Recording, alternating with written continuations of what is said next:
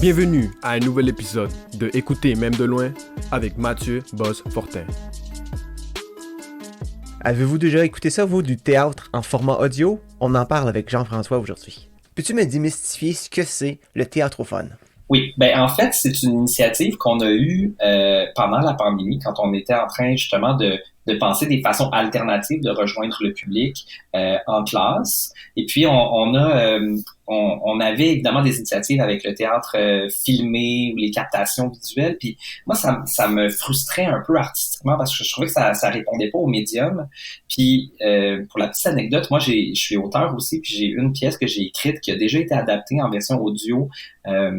Et quand je l'ai entendue, j'ai fait wow, je la vois plus que quand je vois la mise en scène quasiment. Tu sais, il y a quelque chose où on génère vraiment beaucoup l'imagination. Fait que ça a été le point de départ. À l'arrière-scène, on est allé s'associer en fait aux deux autres diffuseurs spécialisés en jeune public au Québec. Donc, on est 3 diffuseurs spécialisés. Il y a l'arrière-scène, le Théâtre Jeunesse Les Gros Becs à Québec et la Maison Théâtre à Montréal.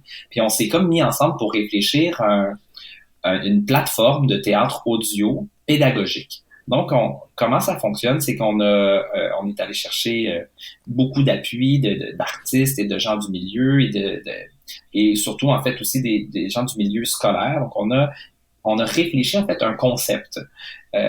On a adapté là sur notre catalogue pour le moment, on a à peu près une vingtaine de pièces et on les a adaptées pour le format audio. Donc une pièce jeune public, ça dure à peu près 45-50 minutes.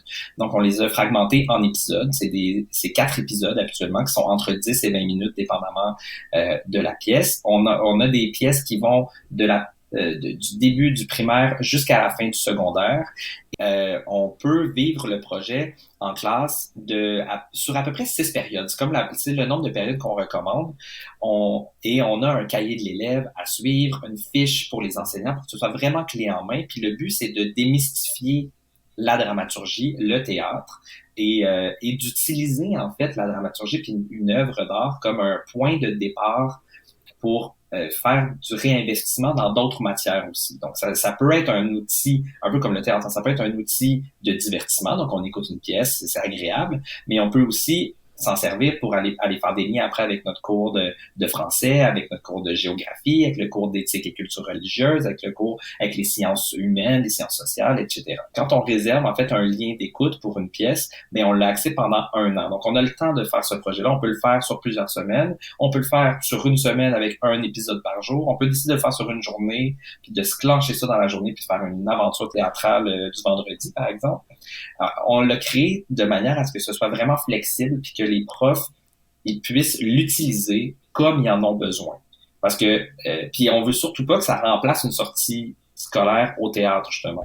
Le but, c'est que ce soit complémentaire. Les points de contact entre le public et les œuvres d'art et la dramaturgie et la culture, ils ont besoin d'avoir une récurrence pour pouvoir faire l'effet qu'on cherche, c'est-à-dire de marquer l'imaginaire, de marquer le côté pédagogique. Donc, on se disait, si on est capable de venir compléter l'offre culturelle, qu'il y a une sortie, puis qu'ensuite, on a quelque chose qui se passe dans la classe qui est peut-être un peu plus flexible, sachant que les profs, ils en ont par-dessus la tête, ils ont beaucoup de choses, il y a beaucoup de matière à passer. C'est dit, si on a un outil qui est vraiment clé en main, qu'on peut réutiliser en plus dans d'autres matières, puis qui donne un peu la piqûre pour le moment sur notre catalogue, c'est des œuvres en fait du répertoire jeune public québécois. C'est un peu ça qui était le point de départ. Et là, on ouvre sur la francophonie canadienne. On commence pour ça qu'on va au Contact Ontario, qu'on veut commencer à rencontrer avec des partenaires diffuseurs de l'Ontario,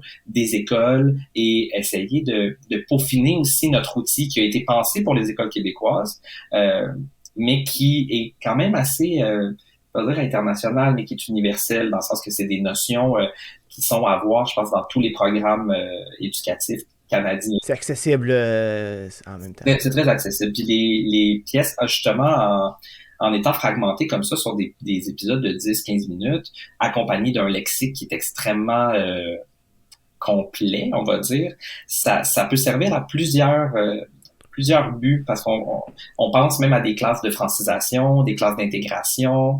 Puis il y a moyen peut-être aussi de dire, ben, j'aimerais écouter 1, 2, 3 pièces différentes dans l'année pour comme créer cette affaire-là, ou de dire, ben, moi, j'ai trouvé ma pièce, celle-là, elle me parle, c'est un sujet qui est intéressant, la thématique, puis à chaque année, je vais la ramener puis bâtir mon projet éducatif autour de cette thématique-là en ayant cette activité-là.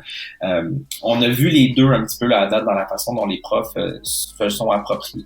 Jean-François, merci beaucoup d'avoir parlé du théâtrophone, un outil, je trouve, exceptionnel, super intéressant. Merci beaucoup d'avoir partagé ton temps avec nous. Je vous souhaite le plus grand succès et de faire de belles rencontres lors de Contact Ontario pour faire grandir ce beau projet. Je l'espère, on s'y voit, sans faute.